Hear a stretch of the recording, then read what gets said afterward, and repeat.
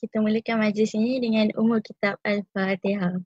أعوذ بالله من الشيطان الرجيم بسم الله الرحمن الرحيم الحمد لله رب العالمين الرحمن الرحيم مالك يوم الدين إياك نعبد وإياك نستعين اهدنا الصراط المستقيم صراط الذين أنعمت عليهم. Bismillahirrahmanirrahim. Ya Allah, Ya Rahman, Ya Rahim. Engkau Amin. berkatilah dan rahmatilah perjalanan majlis bicara santai siswi pada hari ini. Sesungguhnya Engkau maha mengetahui bahawa kami di sini ingin menimba ilmu yang sangat luas dan mengembangkan ilmu pengetahuan kami sebagai hamba-Mu yang Engkau redai. Amin ya Rabbal Alamin. Alhamdulillah, hari ini kita bertemu dalam bicara santai siswi yang bertajuk Ramadan Madrasah Kemanusiaan. Nak tahu apa itu Ramadan Madrasah Kemanusiaan? Nantikan jawapan daripada panel-panel yang hebat ini. Sebelum itu, saya kenalkan diri saya, Nur Atika binti Zaili, penolong Hewi Persatuan Pelajar Islam Perak. Terusnya saya kenalkan panel-panel kita. Panel pertama iaitu Husna Zuhairiah binti Zulkifli, iaitu Timbalan Pengerusi Hewi Persatuan Kebangsaan Pelajar Islam Malaysia. Sebagai mahasiswa tahun ketiga Fakulti Syariah dan Undang-Undang di Universiti Sains Islam Malaysia. Betul ya Kak Husna? Panel kedua pula iaitu Nurul Haiza binti Junaidi, merupakan seorang mahasiswi belajar di Universiti Malaya dalam bidang sosio budaya Melayu, merupakan wakil Persatuan Mahasiswa Islam Universiti Malaya. Betul kan Kak Iza? Betul. Panel yang ketiga pula iaitu Nur Fahana binti Muhammad Ishaq, merupakan mahasiswi Universiti Islam Antarabangsa di Gombak. Betul Kak Husna? Betul. Alhamdulillah. Kita kembali kepada tajuk kita iaitu Ramadan Madrasah Kemanusiaan. Saya ingin tunjukkan soalan kepada panel pertama iaitu Kak Husna. Apa yang maksudkan dengan Madrasah Ramadan?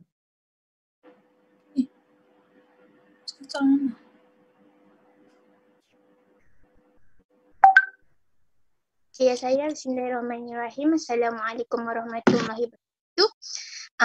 Terima kasih atas kesempatan yang diberikan pada hari ini dan juga terima kasih kepada Atika atas soalan yang diberikan.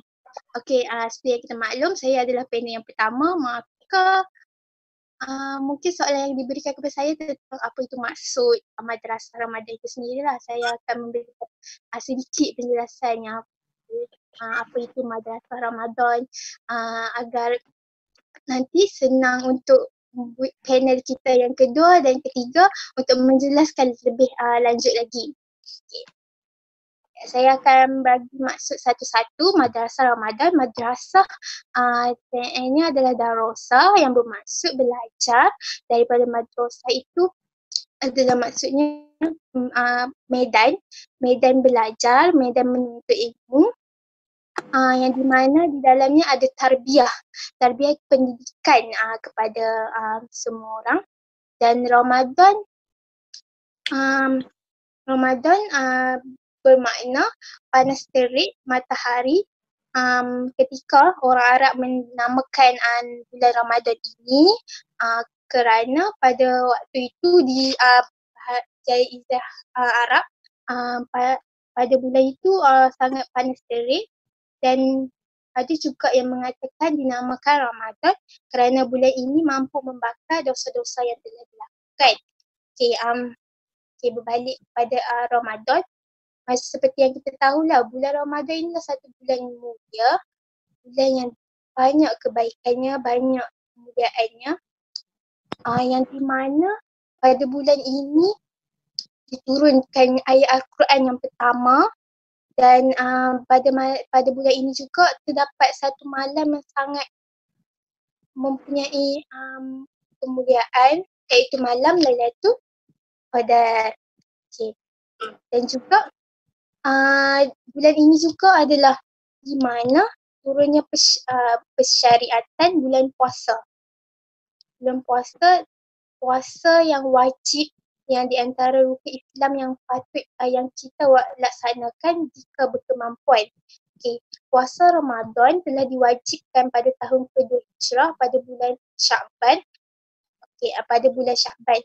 Makanya puasa ini satu yang wajib yang kita patut laksanakan, dan di mana puasa adalah apa yang bermakna adalah tahan diri daripada makan dan minum, dan juga puasa juga adalah tahan diri daripada mendekati kepada perkara yang akan memukai Allah Subhanahu Wa Taala. Okay. Di mana bagaimana nak dikatakan madrasah itu, Ramadan itu sebagai madrasah yang di mana bulan Ramadan ini yang kita diwajibkan untuk berpuasa, di mana suasana bulan Ramadan ini adalah didikan latihan bagi kita untuk untuk bertakwa, untuk kita sebagai umat Islam menjadikan kita bertakwa. Almarhum Ustaz Syed Hawa pernah mengeluarkan satu pernyataan, Ramadan itu ibarat madrasah, iaitu tempat, masa, suasana dan persekitaran didikan yang khusus lagi istimewa tiada tandingannya kerana adanya ibadah puasa, iaitu latihan yang membiasakan diri dengan kehidupan yang sulit dan payah, menahan diri daripada perkara yang diingini dan disukai. Iaitu kita waktu bulan puasa ini kita puasa, tak makan, kita tak minum pada waktu siang hari, dan pada bulan ini kita digalakkan untuk meninggalkan perkara-perkara yang keji, dan dalam bulan ini kita dapat membiasakan diri hidup susah sebab nikmat kesenangan itu tidak kekal. Okay, puasa juga adalah satu mekanisme yang terbaik, pendidikan yang terbaik orang Islam dalam kehidupan dalam mendidik sifat takwa. Okay, sebab itulah dikatakan Ramadan itu sebagai madrasah kepada umat Islam. Okay. Okay, puasa kita dapat tengok tadi dapat menahan diri daripada perkara yang keji, satu latihan ketaatan dan pelaksanaan. Maka bila kita berpuasa ini, impaknya kita akan jadi bertakwa, dan makanya kita akan ada perubahan, dan perubahan yang kita lakukan pada bulan Ramadan itu diharapkan dapat berkekalan hingga selepas bulan Ramadan. Bukan bulan Ramadan sahaja kita menahan diri daripada melakukan perkara yang tidak sepatutnya. Okay, saya ingin kongsikanlah tentang puasa dalam bulan Ramadan. Keistimewaan puasa berbanding dengan ibadat-ibadat lain adalah kerana ia merupakan rahsia di antara Allah dengan individu itu sendiri. Justru hanya Allah sahaja yang mengetahui Muslim yang menyempurnakan puasa dengan segala kesempurnaan. Hanya Allah dan kita sahaja yang hanya Allah yang mengetahui kesempurnaan puasa kita. Dan tiada manusia lain yang boleh judge kita. Ni puasa bohong ni. Tak ada manusia yang, kalau ada pun yang itu bukan hak dia. Hak itu adalah hak Allah. Di dalam Nabi Muhammad SAW pernah bersabda, semua amalan anak Adam itu untuk dirinya kecuali ibadat puasa. Puasa itu adalah untuk Allah, dan Allah lah yang memberi ganjaran atasnya. Mendengar? Okey. Nah. Adalah kenapa saya buat kesimpulan kenapa Ramadan itu sebagai madrasah, kerana di dalamnya pelbagai ibadah yang wajib kita buat, dan ibadah itu adalah satu jalan ketakwaan kepada Allah dan jalan mendekatkan diri kita kepada Allah. yang di mana bulan Ramadan itu kita ada ibadah yang khusus untuk kita lakukan, itu puasa. Ada juga zakat fitrah adalah salah satu ibadah yang wajib untuk kita laksanakan jika berkemampuan, yang dapat memberikan kita banyak tarbiyah, banyak didikan kembali kepada kita untuk menghadapi hari-hari yang akan mendatang lah, bukan pada bulan Ramadan saja. Semoga Ramadan kita ini menjadi satu titik tolak untuk kita menjadi insan yang bertakwa. Insan yang bertakwa, okey.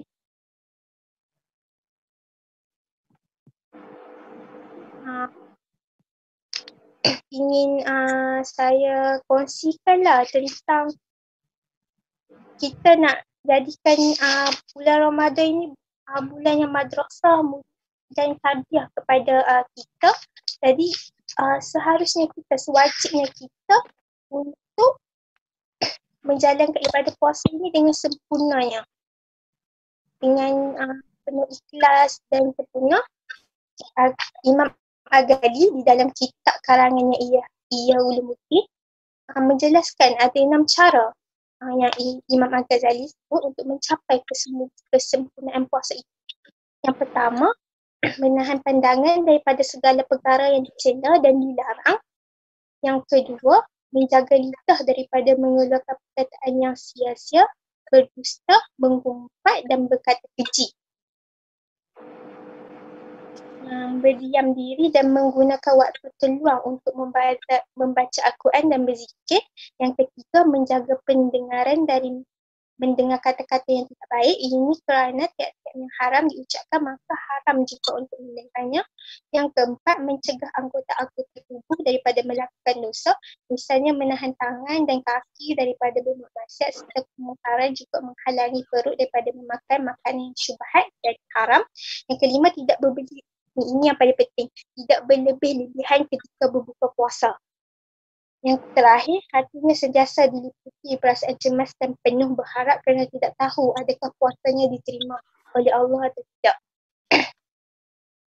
Okey, apa yang saya nak tekan kat sini, kita diwajibkan, diperintahkan untuk berpuasa dalam bulan Ramadan ini, dan kita juga perlu berusaha sedaya upaya untuk membuat puasa kita ini sempurna, untuk menjadi latihan kepada kita dan tarbiyah kepada kita pada bulan Ramadan ini. Okay. Dan semua ni kita boleh ambil lah. Yang paling saya nak tekan ni, menahan pandangan daripada segala perkara yang dicela dan dilarang, dan juga menjaga lidah dan menjaga pendengaran. Waktu ni media sosial lah yang banyak kita tengok kan. Ada yang ni, ada yang baik, ada yang buruk dalam media sosial. Kalau if kita tak dapat, kita banyak tengok komen-komen netizen yang keji, yang selalu kata dekat orang. If baik, kita jauhi media sosial tu dahulu. If kita tak dapat berbuat apalah, macam kalau kita ada kemampuan untuk update sesuatu, itu digalakkan. Tapi jika tak mampu untuk update tentang perkara yang baik di dalam media sosial itu, kita mungkin sebagai silent reader, kalau terbaca banyak perkataan yang keji, yang selalu mengumpat orang, inilah pada bulan puasa ni disarankan untuk menjauhi dahulu, ataupun kurangkan, limitasikan buka media sosial tu. Dan sebagai waktu bulan puasa ni, kita boleh jadikan satu medan yang dilatihkan kita dan ketaatan kepada Allah untuk berbuat perkara yang dah. Okay. Saja daripada saya. Terima kasih. Jawab soalan tak? Alhamdulillah. Penjelasan yang sangat Ilmiah.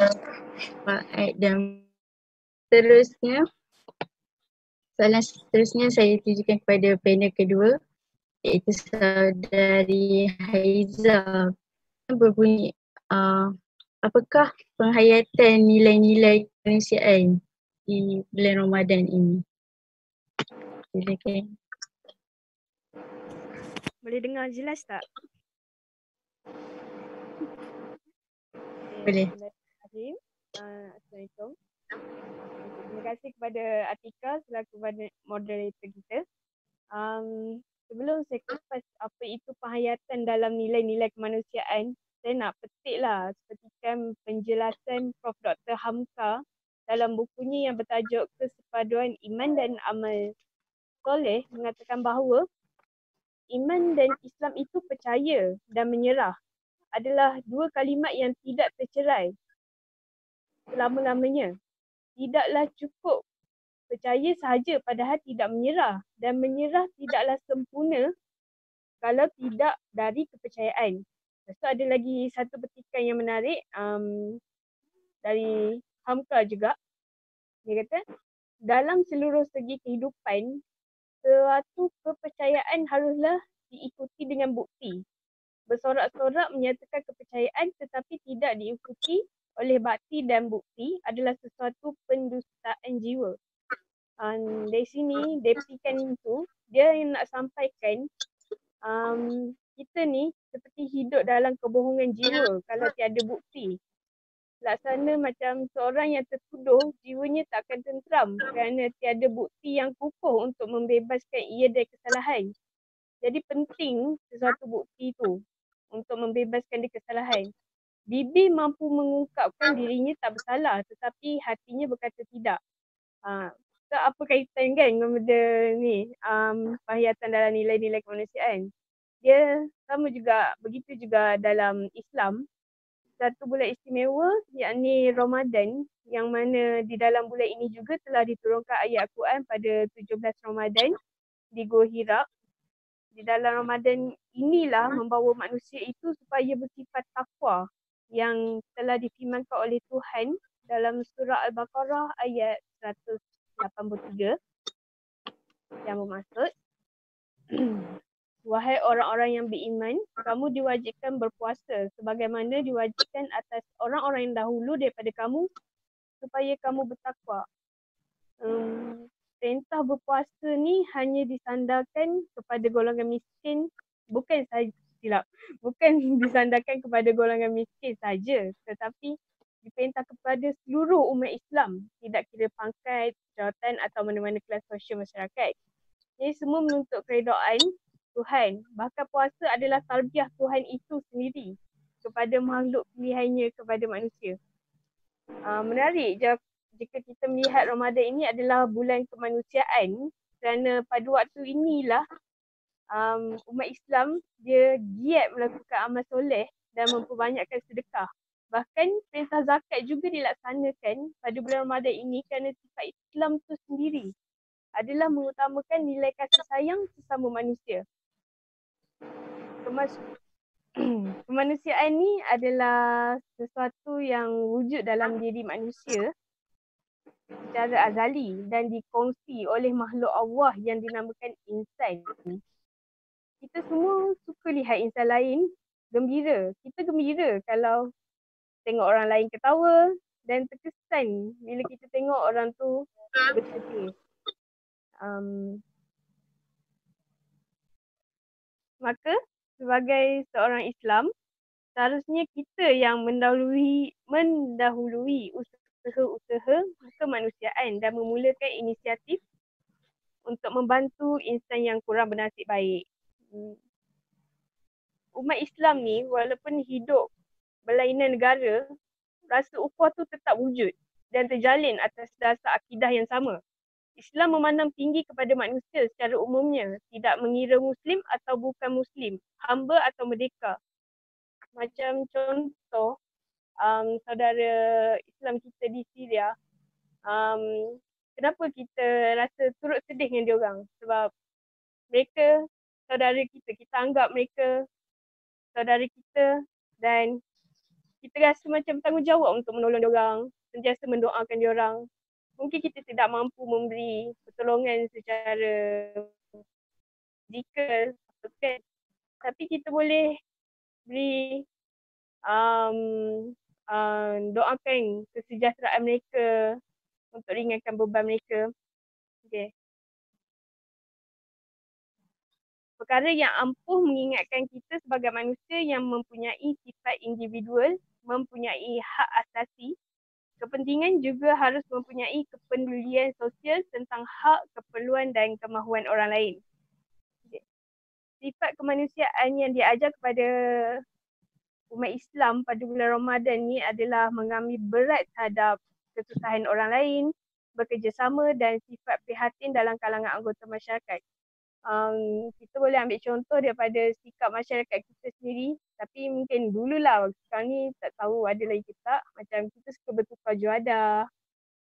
Kalau dalam kalangan NGO, selalu beri makanan percuma pada gelandangan. Memang dia orang fikir dia hanya fokus bulan Ramadan sebab dia fikir Ramadan lah yang dapat pahala berganda. Tapi sepatutnya bukan pada bulan Ramadan je, patut diteruskan juga pada bulan-bulan yang lain. Okay. Lepas tu moga sekali moga Ramadan kali ini dapat memupuk jiwa kita dan melembutkan nafsu kita untuk menghidupkan aspek kemanusiaan ini sepanjang perjalanan hidup kita. Itu saja daripada saya. Menjawab soalan tak? Alhamdulillah. Sangat menjawab soalan. Untuk soalan seterusnya, saya tujukan kepada pedagog ketiga iaitu saudari Nur Fahana. Soalannya, kenapa Ramadan itu dikatakan madrasah kemanusiaan? Okey. Dengar tak? Dengar kan? Dengar. Ya, a'udzubillahi minasyaitonirrajim. Bismillahirrahmanirrahim. Alhamdulillahirabbil alamin wassalatu wassalamu ala asyrafil anbiya'i wal mursalin sayyidina Muhammad wa ala alihi wa sahbihi ajma'in. Allahumma barik lana fi Ramadan wa ballighna lailatul qadr. Yang saya hormati, yang saya sayangi Atikah sebagai moderator, panel pertama Atikah, panel pertama Husna dan yang kedua Haiza. InsyaAllah di pagi hari apa ni? Rabu. Di pagi Rabu ni insyaAllah khusyuk saya mendengar penjelasan daripada Atikah, penjelasan daripada Husna dan Kak Haiza. So insyaAllah saya akan teruskan, Ana akan teruskan dengan menjawab soalan daripada moderator tentang madrasah Ramadan. Seperti yang dibentangkan Husna dan Kak Haiza, Ramadan ini adalah madrasah Ramadan ini Allah ingin melahirkan matlamat target Allah daripada madrasah Ramadan ini adalah untuk melahirkan hamba Allah yang bertakwa, iaitu al-muttaqun. So Ramadan ini ibaratnya adalah Ramadan ini ibaratnya adalah madrasah yang pembuat kurikulumnya ialah Allah. Allah ialah pembuat kurikulum madrasah ini dan Allah ini adalah yang mengetahui kondisi manusia, mengetahui keadaan manusia. So semua orang tahu madrasah ini sekolah dan pembuat kurikulumnya ialah Allah. Maka dan yang mengajarkan kurikulum ini adalah sebaik-baik manusia, kekasih Allah, iaitu Rasulullah sallallahu alaihi wasallam. Dan kemudian kita ni sekarang ni berada dalam, kita ni anak murid dalam madrasah Ramadan ini sendiri. Maka kalau kita lihat bagaimana Allah memprogramkan madrasah ini untuk melahirkan hamba Allah yang muttaqun, kenapa ditekankan akan lahirnya daripada madrasah Ramadan ini orang yang bertakwa adalah kerana Allah kata dalam Al-Quran, inna akramakum indallahi atqakum. Orang yang paling mulia di sisi aku adalah orang yang paling bertakwa, orang yang mempunyai takwa dalam dirinya. Maka kalau kita lihat takwa ni dia berperingkat-peringkat. Seperti juga iman juga berperingkat-peringkat. Maka dalam madrasah Ramadan ini Allah nak menjadikan hamba-Nya sampai ke Allah nak menjadikan hamba tersebut peringkat ketakwaannya itu bertambah. Maka adanya madrasah Ramadan yang di mana kurikulumnya penuh dengan rahmat dan rahmat. Seperti dibukakan pintu syurga seluas-luasnya, ditutupkan pintu neraka. Itulah kenikmatan dalam bulan Ramadan yang Allah hadiahkan kepada kita. Kemudian Rasulullah pernah bersabda bahawa at-taqwa hahuna. Takwa itu berada Rasulullah mengisyaratkan takwa itu berada di dalam hati. Maka apabila hati itu didasari dengan takwa dan hati itu dipenuhi dengan takwa, maka dia akan memunculkan amaliyah ataupun perbuatan yang menunjukkan ketakwaannya kepada Allah. Berbeza kalau orang yang maksudnya bila hati kita penuh dengan rasa bahawa Allah itu sentiasa ada, Allah sentiasa memerhatikan kita, maka perbuatan kita akan menunjukkan bahawa kita sentiasa berjaga-jaga dan berhati-hati dalam setiap perkara yang kita lakukan. Maka takwa ni dari segi bahasa ni bermaksud wiqayah, iaitu benteng. Kiranya benteng baina azabillah, benteng antara kita dengan azab Allah. Maksudnya kewujudan takwa dalam hati manusia ini, maksudnya bila ada takwa dalam hati seorang hamba, maka dia akan melaksanakan segala perintah Allah, dia akan melakukan segala perkara yang disuruh oleh Allah dan menjauhkan diri daripada segala larangan Allah. Maksudnya takwa, bila dalam hati seorang hamba itu adanya takwa, maka dia akan berusaha untuk mewujudkan segala perintah Allah dan berusaha untuk menjauhi segala larangan Allah. Kalau kita seperti sekarang kan, kalau kita lihat kita dalam fasa PKP dan semua masing-masing stay at home, duduk di rumah, maksiat yang kita lakukannya semuanya online. Maksudnya benda yang kita buat tu semuanya online. Maka bila kita ada takwa dalam diri, kita akan berusaha untuk tidak gosip, kita tidak akan buat something yang boleh menimbulkan pergaduhan, kita tidak akan bila ada takwa dan dalam bulan Ramadan kita akan menjauhkan diri daripada melakukan perkara yang merosakkan diri kita sendiri. Sebab apa contoh takwa yang boleh kita lihat ialah kita boleh lihat contoh takwa para sahabat. Bagaimana kisah sirah di mana ketika itu para sahabat dalam perjalanan daripada Mekah ke Madinah dan dalam jalan Madinah ke Mekah dalam keadaan ihram. So salah satu daripada larangan ihram ialah larangan untuk memburu. Larangan untuk memburu. Perjalanan daripada Mekah ke Madinah ke Mekah sangat jauh, iaitu 400 sebab sejauh 400 km, sangat jauh. Dan sepanjang perjalanan dan mereka dalam keadaan ihram, sepanjang perjalanan mereka jumpa dengan banyak haiwan-haiwan yang mereka boleh buru.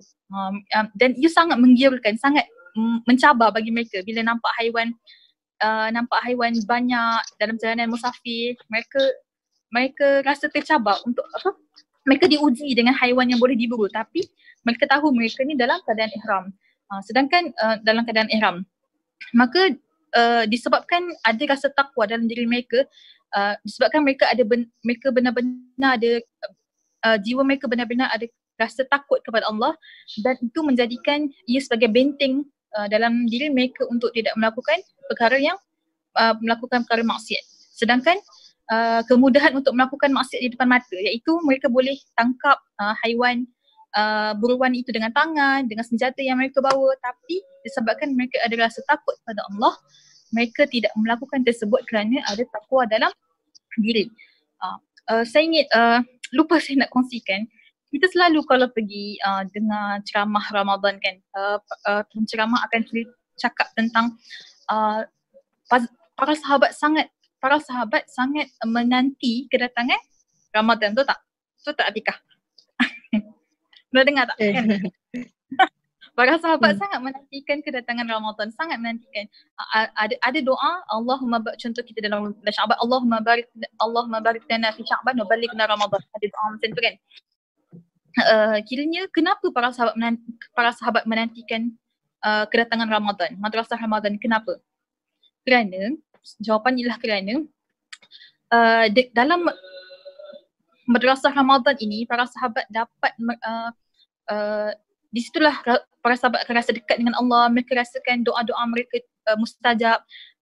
Mereka seperti mana ibaratnya beginilah, kalau kita jumpa dengan orang yang pandai masak, contoh dia pandai masak mi Bandung. Contoh kan dia pandai masak mi Bandung. Cakap pasal makanan boleh kah?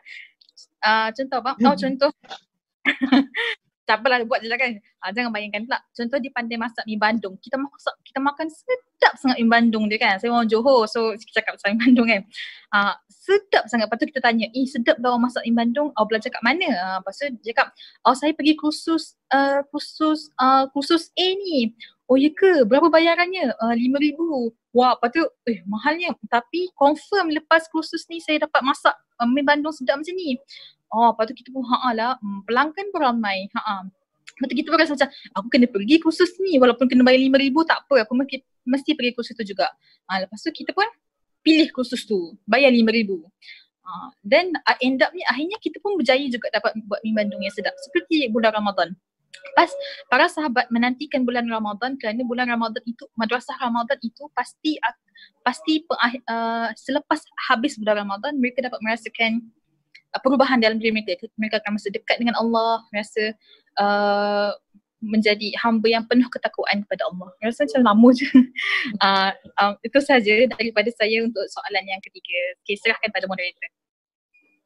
Alhamdulillah. Sangat jelas dengan penjelasan yang diberi dengan maksud madrasah kemanusiaan.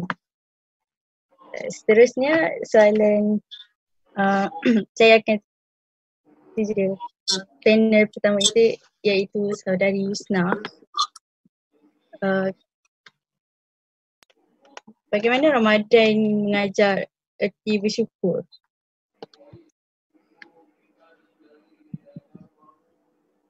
Silakan saudari Yusna. Okey, terima kasih semua Atikah atas soalan yang diberikan.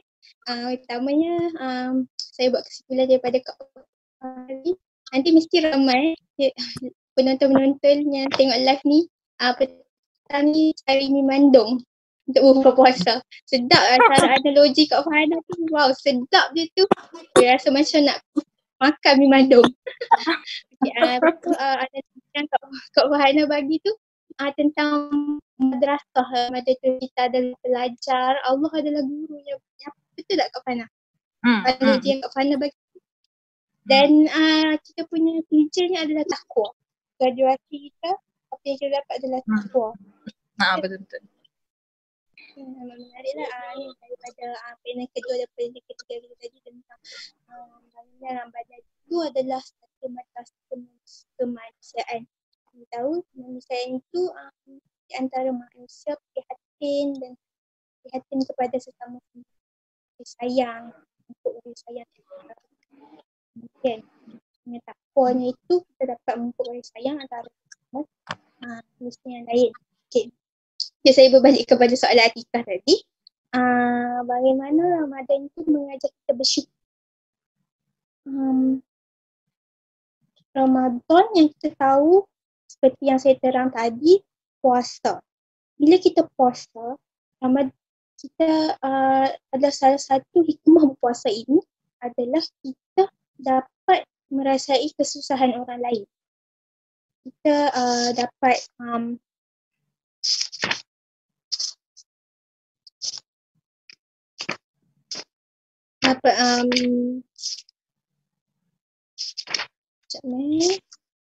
dapat merasai kesusahan orang yang mungkin insan lain yang tidak mempunyai mungkinnya sehari tu sekali sahaja makan, yang tak ada rezeki. Kita dapat merasai kesusahan mereka. Dan juga bila kita berpuasa, kita bersyukurlah atas apa nikmat yang diberikan. Saya juga ingin kongsikanlah bahawa kita semua pada musim sekarang adalah musim penularan wabak virus COVID-19 yang mana kita ada PKP, Perintah Kawalan Pergerakan, yang kita dilarang untuk bergerak sesuka hati untuk membeli barang. Tak seperti dahulu kalau nak beli tu senang je pergi kedai, betul tak? Nak pergi nak beli tu kita diuji lah dengan cara tersebut. Dan PKP ni berlanjutan hingga bulan Ramadan. Dan sebenarnya PKP sebelum Ramadan ini kita dapat bersiap sedia untuk menghadapi Ramadan. Dan sebelum Ramadan juga kita ada banyak masa yang terluang untuk kita siap sedia menanti bulan Ramadan ini. Sebelum itu pun, bulan Ramadan itu pun dah telah mengajar kita untuk kita bersyukur dengan segalanya. Bila masuk Ramadan kita berpuasa pula dan itu yang mengajar kita erti bersyukur.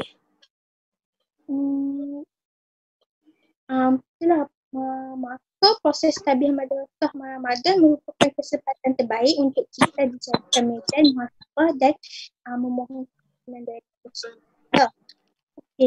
Dan PKP, lebih-lebih lagi PKP waktu bulan Ramadan, lagilah banyak muhasabahnya. Sebab dulu kalau Ramadan sebelum ni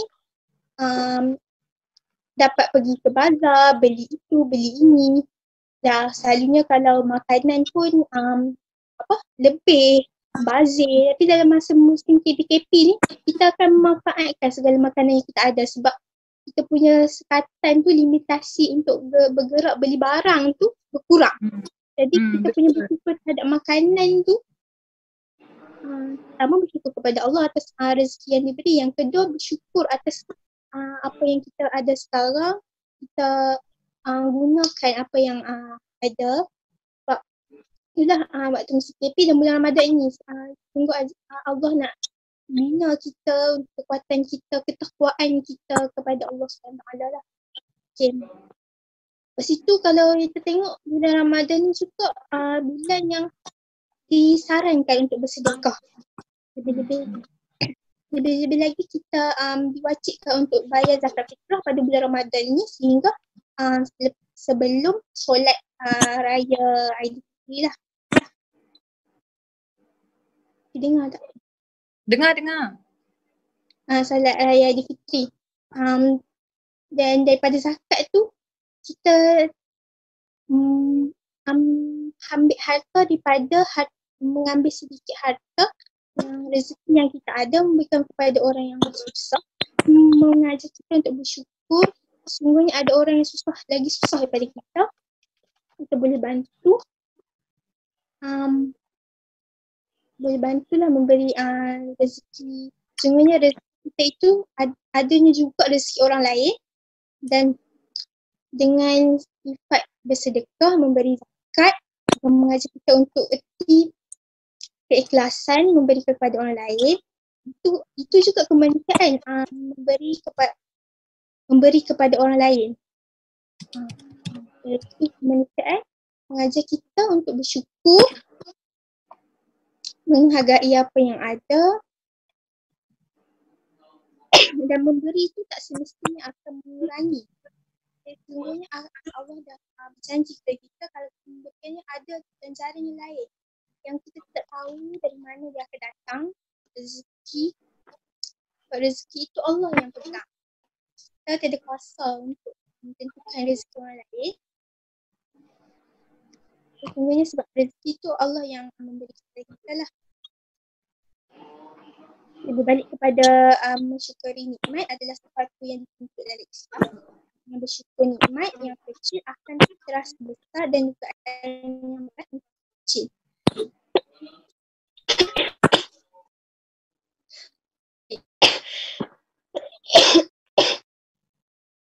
Nikmat syukur akan terbit nilai kemanusiaan. Yang kita tahu tajuk kita adalah Ramadan itu madrasah kemanusiaan.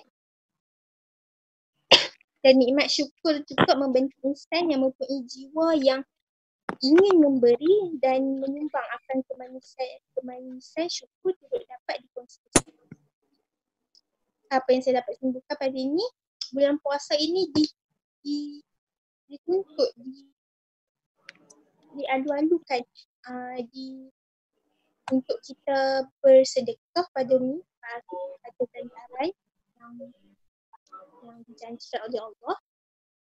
Ini segala apa yang kita beri, kita dengan ikhlas tak mengharapkan balasan, kita beri juga rasa syukur. Okay, saja.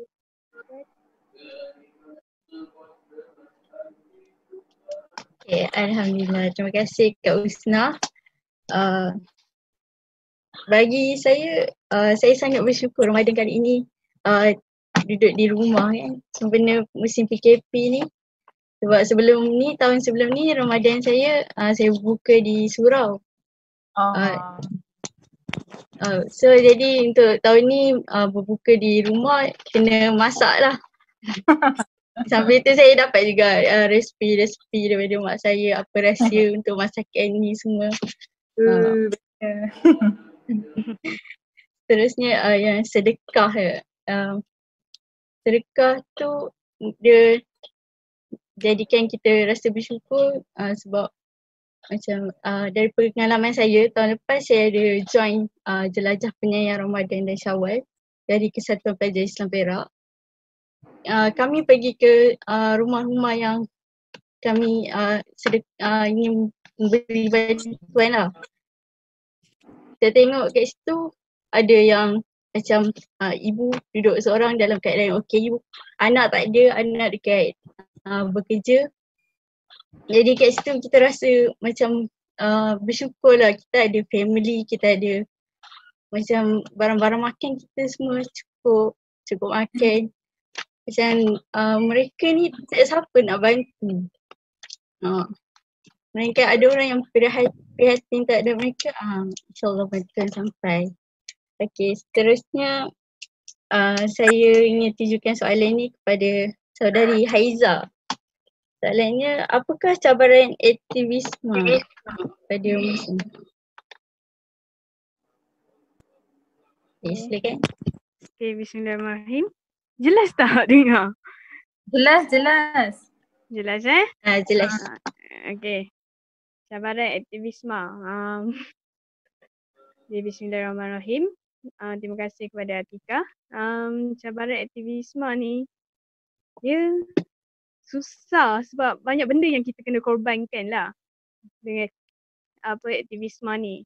Wang, harta, penat lelah kita, semua tu kan. Dan ada setengah tu juga yang kadang-kadang tak terima bantuan yang kita nak.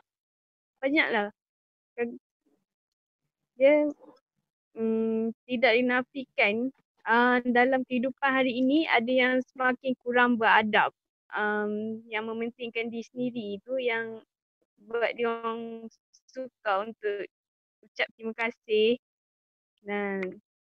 Jadi tapi orang yang tak lokek memerlukan bantuan tu tinggilah jasa dia. Okey, cabaran pertama aktivisme. Satu, sebab saya pernah join program bersama dengan anak-anak jalanan gelandangan tu kan. Satu, kekangan kewangan kita terpaksa korbankan duit kita sendiri walaupun kita pun student kan, duit pun kita tak banyak. Jadi kita terpaksa lah korbankan. Kita fikir mungkin sikit sebanyak kita dapatlah bantu mereka, meringankan beban mereka. Kemudian cabaran aktivisme yang seterusnya adalah pengurusan masa tu. Aktivism. Masa tu yang penat sekali sebab kita kena sediakan masa kita untuk dengan belajar dan untuk keluarga kita. Jadi sukarlah. Terusnya yang hot sekarang yang kita boleh tahu adalah yang pasal Ustaz Abil tu. Jadi macam kesabaran tu kena tinggi. Setiap orang yang menyertai sebarang aktiviti aktivism tu kena sabar. Sabar tu lah yang kalau kita tak sabar, kita akan cepat putus asa. Saya pernah rasa benda-benda macam tu. Memang sebab itu menguji keimanan kita lah. Kan ada yang tak suka apa yang kita buat. Kenapa selalu macam tu kan? Tapi itulah. Bayangkan bagaimana macam ada yang volunteer untuk jadi macam situasi COVID sekarang ni kan, ada je NGO yang menghulurkan bantuan. Semua tu ada cabarannya. Jadi kita ada setengah orang tu yang anggap benda tu remeh. Alah setakat bagi makan je kot. Tapi kita kena hargailah mereka. Sebab semangat mereka yang terus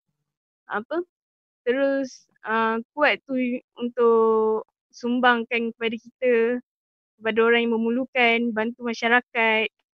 Jadi masyarakat pun ada yang tak mampu tu mungkin dapat merasa nikmat sikit sebanyak tu kan. Okay. Dari situlah uji rasa syukur kita, bagaimana penerimaan kita pada mereka. Rasanya setakat tu je kot. Jadi saya rasa situ saja. Ya, betul. Banyak cabaran yang dihadapi oleh aktivis yang ingin beri sumbangan pada musim COVID-19 ni. Selalunya bila beri sumbangan ni akan turun ramai-ramai, tapi pada musim ni individu itu diterhadkan. Hanya 2 orang pergi satu kawasan. Jadi itu sangat mencabar untuk angkat-angkat barang bagi. Jadi seterusnya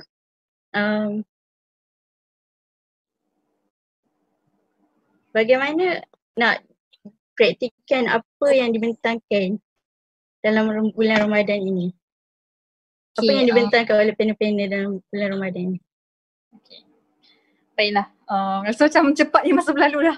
Soalan ke okay, baiklah insyaAllah. Sebelum tu saya ingin saya ingin kongsikan sedikit tentang tadi saya lupa nak tambah. Sekejap berkenaan okay.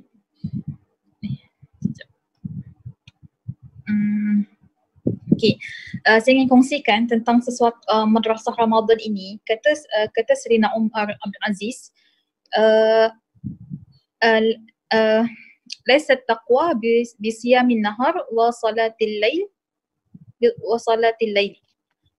takwa ini bukannya semata-mata berpuasa di siang hari dan juga melakukan solat malam di malam hari. Tetapi takwa adalah bitarkil maksiyah, iaitu dengan meninggalkan perbuatan-perbuatan maksiat. Maksudnya kita boleh lihat semua orang boleh berpuasa. Semua orang boleh berpuasa dan semua orang boleh mendirikan salat. Orang baik ke, orang jahat ke, penghuni penjara ke, jenayah ke, golongan LGBT ke, mereka ada yang salat dan mereka juga ada yang berpuasa. Tetapi tak semua orang boleh meninggalkan maksiat. Kerana apa? Kerana tiada takwa dalam diri mereka. Hanya orang yang betul-betul ada takwa dalam diri je yang boleh mampu meninggalkan maksiat. Itulah maksud takwa yang sebenar-benarnya yang Allah nak target untuk setiap hamba untuk menjadi insan yang bertakwa. Maka berkenaan dengan soalan bagaimana nak mempraktikkan apa yang dibentangkan tentang perbincangan kita tadi, tajuk kita didasari dengan Ramadan Madrasah Manusiaan. Maka di sini saya ingin bacakan satu hadis. Mari kita sama-sama kita dengar satu hadis di mana hadis ini boleh memberikan kita semangat dan inspirasi untuk terus melaksanakan perbuatan baik, bersedekah, beraktivisme, menyampaikan ilmu. Daripada hadis ini riwayat Imam At-Tirmizi, Baihaqi dan Ibnu Hibban dari Abu Hurairah radhiyallahu anhu. Apabila tiba malam pertama Ramadan, akan diikat atau dirantai segala syaitan dan jin-jin yang sesat. Ditutup segala pintu neraka hingga tidak ada satu pintu pun yang dibuka.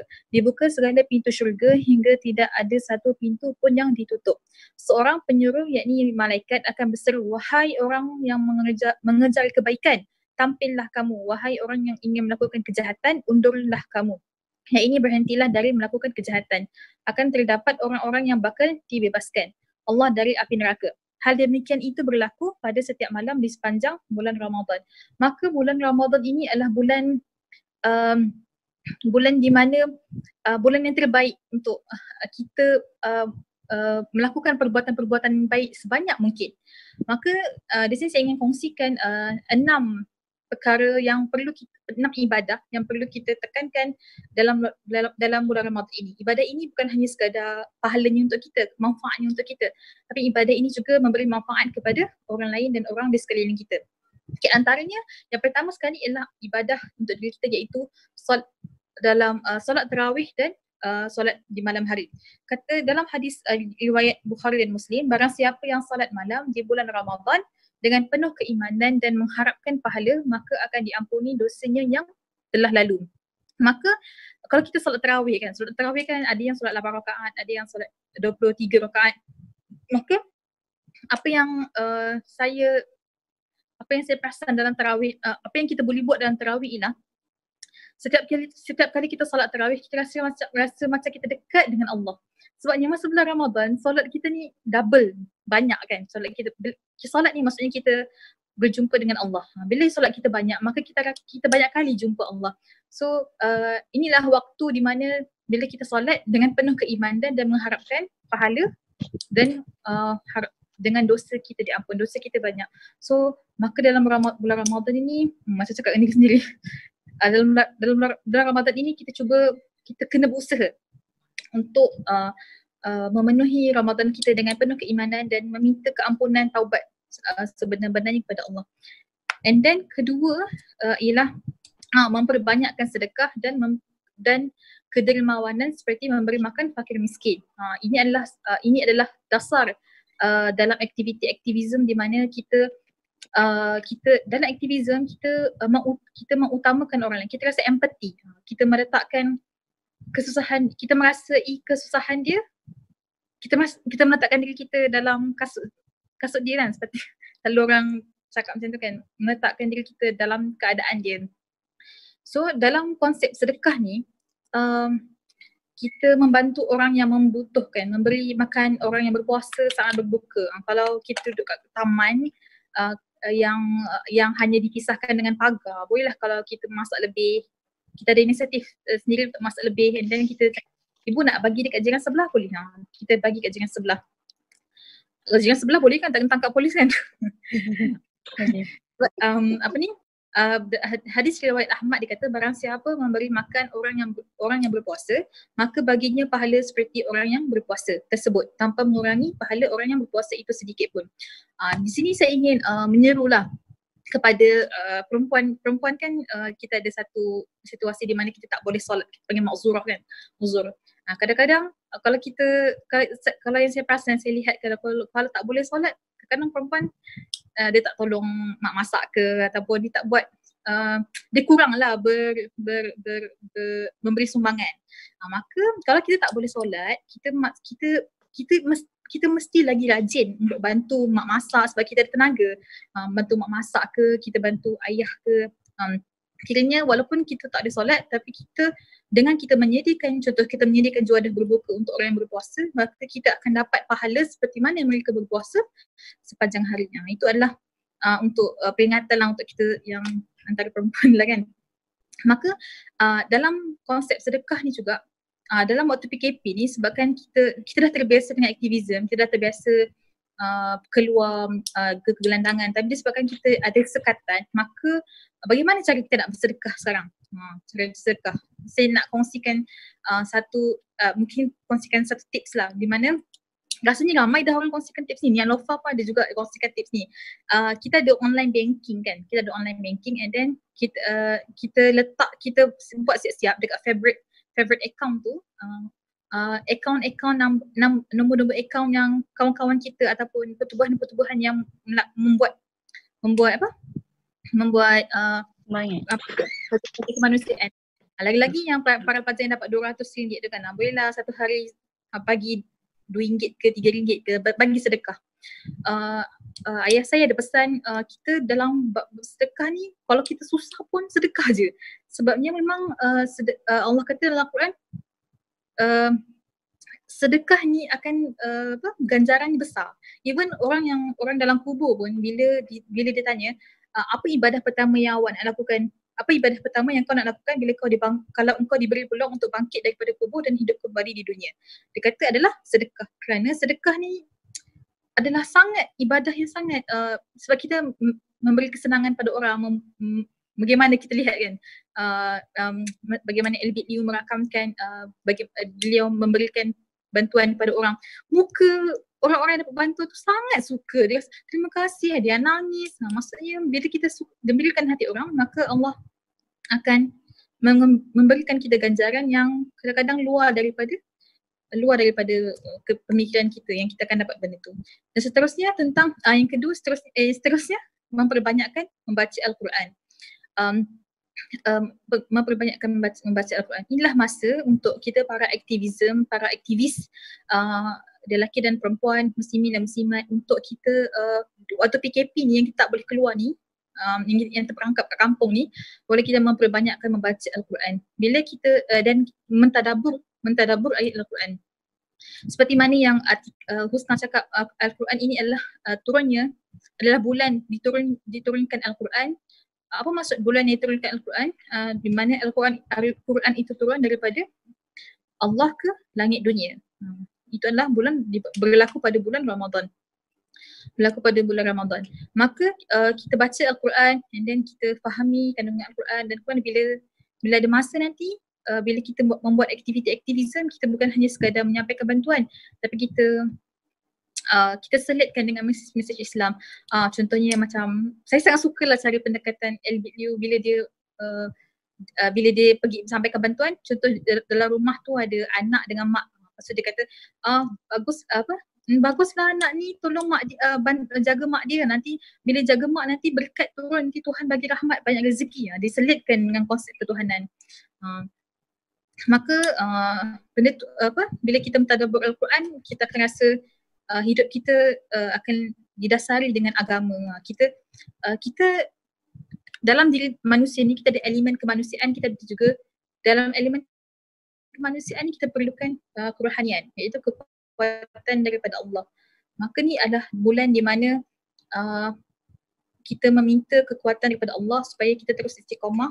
Bila kita dah habis istiqamah dalam melaksanakan kebajikan dan juga menambahkan ketakwaan dalam diri. Dan akhir sekali adalah tentang kita mesti berusaha mencari malam Lailatul Qadar. Lailatul Qadar adalah Lailatul Qadar di mana malam yang daripada hadis riwayat Bukhari dan Muslim, barang siapa yang solat malam pada malam Lailatul Qadar dengan penuh keimanan dan mengharapkan pahala, maka akan diampuni dosanya yang telah lalu. Maka malam Lailatul Qadar ini adalah hadiah untuk kita umat Nabi Muhammad SAW, di mana malam ini akan dimakbulkan doa-doa kita, Allah akan dengar doa kita, dan bila kita menangis, insya-Allah Allah pasti akan dengar dan akan terima apa yang kita minta dan memaafkan dan menerima taubat kita, insya-Allah. Maka saya menyuruh pada semua untuk teruskan aktivism dan teruskan juga mendekatkan diri kepada Allah walaupun di musim PKP ini. Semoga kita terus bersama-sama fighting. Okay. Silakan pada Atika. Alhamdulillah. Terima kasih Kak.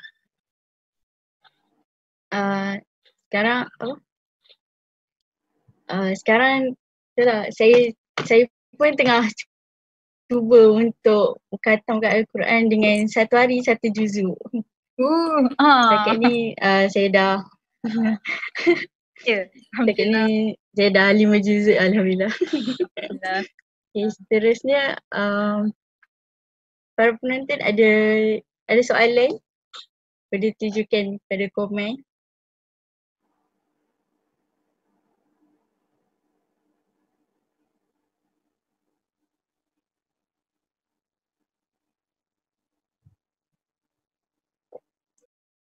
Para panel ada ingin tambah apa-apa perkongsian lagi? Kongsian? Tips ke? Boleh je tips apa-apa. Silakan Kak Hana. Kan Ustaz nak start dulu? Kak Hana. Tadi dah cakap banyak. Ustaz lah. Nak dengar Ustaz cakap. Kan kita tahu kan yang tahun ni berbeza sikit Ramadan kita ni. Seperti aku cakap, Aiza pun cakap juga sikit tadi yang mana bulan Ramadan ni banyaknya program kemanusiaan aktivism yang banyak melibatkan kita sendiri keluar untuk memberi sumbangan, tetapi pada masa ni ada limitasi seperti seorang dua orang yang boleh keluar untuk bersumbangan lah. Ada certain orang saja yang boleh keluar. Jadi mungkin kita dan semualah yang ada aktivism ni mungkin boleh manfaatkan dia kepada arah lain yang memberi sumbangan. Mana cakap dengan bank account tu buat favourite Kak? Account. Lebih-lebih lagi ni untuk untuk mahasiswa lah. Dapat tahu macam UIA kita dapat 200 kan. Musim pun baru-baru ni dapat UM macam mana Aiza? Dah masuk ke? Aiza, dah masuk ke 200? Belum lagi. Kami tengah kemas sini tu. Bank. Sistem. Laju UIA lagi. Wah, dia maju. Dan inilah nasihat saya, jaga duk buka. Kalau nak beli barang bermanfaat tu beli. Mungkin dalam 200 tu kita sediakan sedikit. Kita peruntukkan untuk orang yang lebih mampu. Kalau orang yang tidak berkemampuan, macam kalau untuk kita boleh untuk kesenangan kita untuk Shopee ke Lazada ke apa sekali bermanfaat lah. Tapi alangkah baiknya kalau 200 tu kita ada peruntukkan kepada golongan yang ni. Macam sekarang ni banyak mesej bahan, kita punya kelengkapan walaupun kes semakin menurun, tapi kelengkapan PPE tu masih diperlukan oleh pihak hospital untuk menangani COVID-19 ni. Jadi boleh umpamkan sedikit kita cuba untuk latih diri kita untuk beri semangat. Jadi bila dah terbiasa, kita tak akan rasa benda tu. Kita akan bersyukur dengan apa yang kita ada. Balik kepada soalan, kita akan rasa bersyukur. PPE ataupun sekarang ni kalau ada yang beri sumbangan dari segi keperluan makanan, sebab ada juga sebab KP ni lama kan dah nak masuk sampai ke tahap ketiga sudah.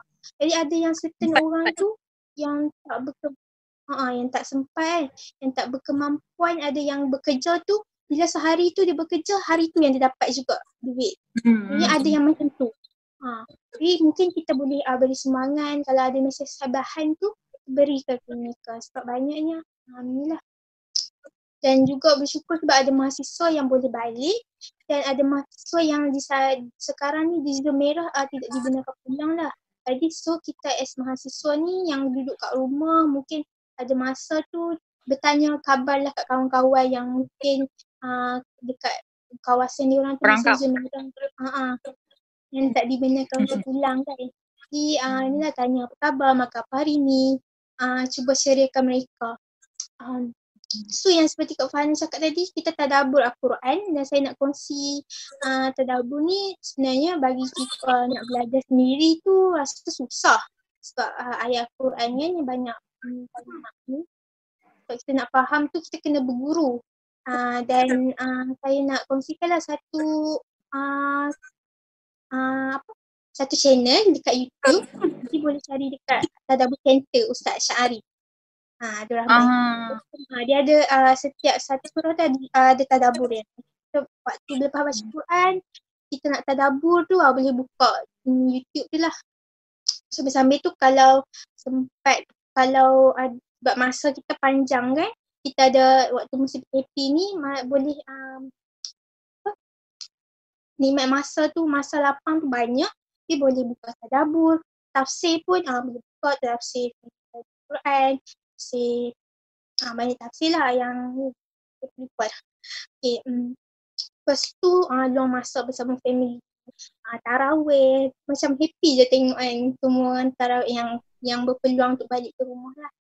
Tarawih bersama family, tengok abang jadi imam, abang lepas tu sajalah daripada saya. Masak bersama, boleh masak bersama. Sebab sebelum ni main pilih je, tunjuk je jadi kat dalam bazar Ramadan kan nak apa. Kadang-kadang kalau ke bazar tu, beli bazar banyak-banyak membazir. Kalau ni masak sendiri, kita dah tahu amount dia. Kalau nak masak tu pun masak dengan apa yang ada, and then dengan kuantiti tu yang cukup untuk kita kenyangkan kita. Tapi janganlah kita terlalu kenyang guys, sebab nanti nak badat pun tak dapat kan. Solat maghrib dan tarawih pun macam lenguh. Okay, itu sahaja lah. Okay. Kak Farhana ada apa-apa nak kongsi?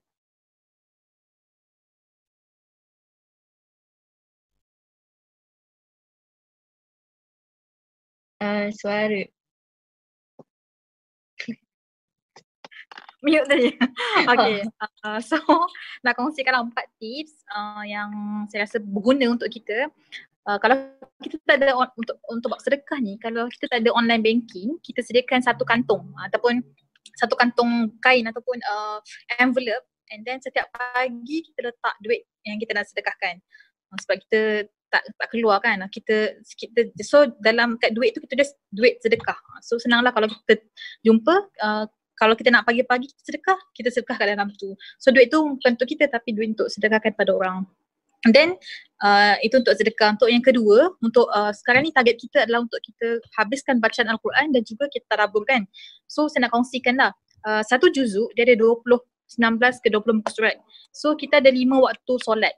So saya nak cadangkan kalau kita nak dapatkan satu hari satu juzuk, maka setiap kali solat tu kita baca 4 ke 3 muka surat. So setiap 4 kali 5 dapatlah satu juzuk.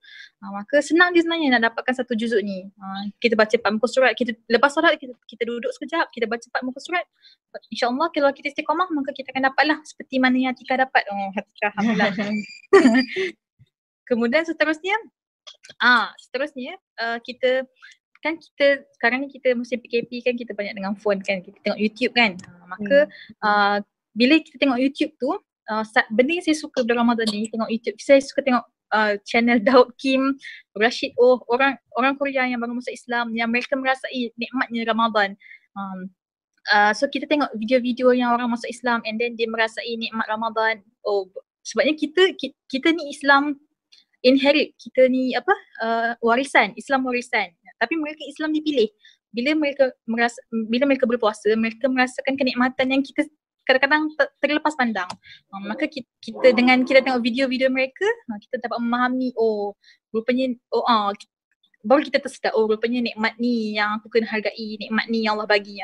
So tengoklah video-video yang menambahkan kefahaman kita tentang ibadah dan agama kita. Itu saja tips. Terima kasih Kak Farhana. Kak Haiza ada apa-apa penambahan? Ada sikit lah. Nak cerita pasal yang sebab sekarang ni kan musim COVID, jadi kena duduk rumah, handset lekat kat tangan. Ada je yang masuk hati akan sebarkan berita palsu. Perasan tak? Bila berita palsu sebar, terutamanya macam untuk golongan yang sama pula yang orang kampung kan, lagi senang nak percaya. Lepas tu cemas. Mereka cepat cemas. Jadi entahlah, jangan suka hatilah sebar berita palsu. Pastikan benda tu disahkan oleh yang benar lah. Dan satu lagi, ada setengah masyarakat ni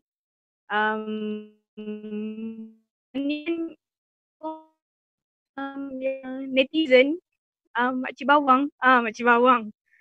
Kan kita kalau nak hantar orang guna kata-kata yang kesat, kadang-kadang sampai buat orang lain depression, jatuhkan orang kan. Tapi bila kita buat kepada orang bukan Islam tu dah tunjukkan sikap Islam yang yang dah menunjuk menjatuhkan Islam tu sendiri. Jadi yang ada Islam fobia tu lagilah tu. Jadi kalau nak berkata-kata di Facebook, menghentam ke apa ke, titik ke, guna bahasa yang baik dan tutur kata yang baik. Setakat tu je kot. Betul juga pasal berita palsu tu kan. Tambah-tambah kalau mak kita dapat, mereka tak tahu benda tu disahkan dari mana, tahu-tahu percaya benda tu. Jadi kita elakkanlah. Lebih-lebih lagi ada yang waktu musim COVID ni kan, ada kata daun tu boleh halang elak COVID tu lah. Lepas tu waktu musim ni juga banyak juga yang orang sebarkan hadis palsu. Hadis palsu tu tentang bulan Ramadan kan. So waktu-waktu kita yang lapang ni lah yang Allah kurniakan kita, di masa lapang ni kita gunakan untuk yang sebelum ni kita tak dapat, kita belajar balik ilmu-ilmu yang mungkin kita lama dah tinggalkan kan, dan membaca balik buku-buku. Dan mungkin sebelum ni kita beli buku tu, kita tak sempat baca kita gunakan Betul. Asyik beli buku extend. Dia tak beli je. Lagi. Okay. Sajalah. Okay. Alhamdulillah hari ni kita dapat manfaatkan masa kita dengan pengisian yang sangat berfaedah. Kita akhiri kita punya majlis ni dengan doa duha. Bolehlah sama-sama mengikuti. Bismillahirrahmanirrahim. Allahumma inna duha aduha uka wa baha abaha uka wa jama jamaluka wa quwwata quwwatuka wa qudrata qudratuka wa ismata ismatuka. Allahumma inni in kana fil ardi fa akhrijhu in kana mu'assira fayassirhu in kana haraman fatahhirhu in kana ba'idan faqarihu bihaqqi duhaika wa bahaika wa jamalika wa quwwatika wa qudratika ati ma ataita min ibadika salihin. Amin ya rabbal alamin. Ya, assalamualaikum. Waalaikumsalam.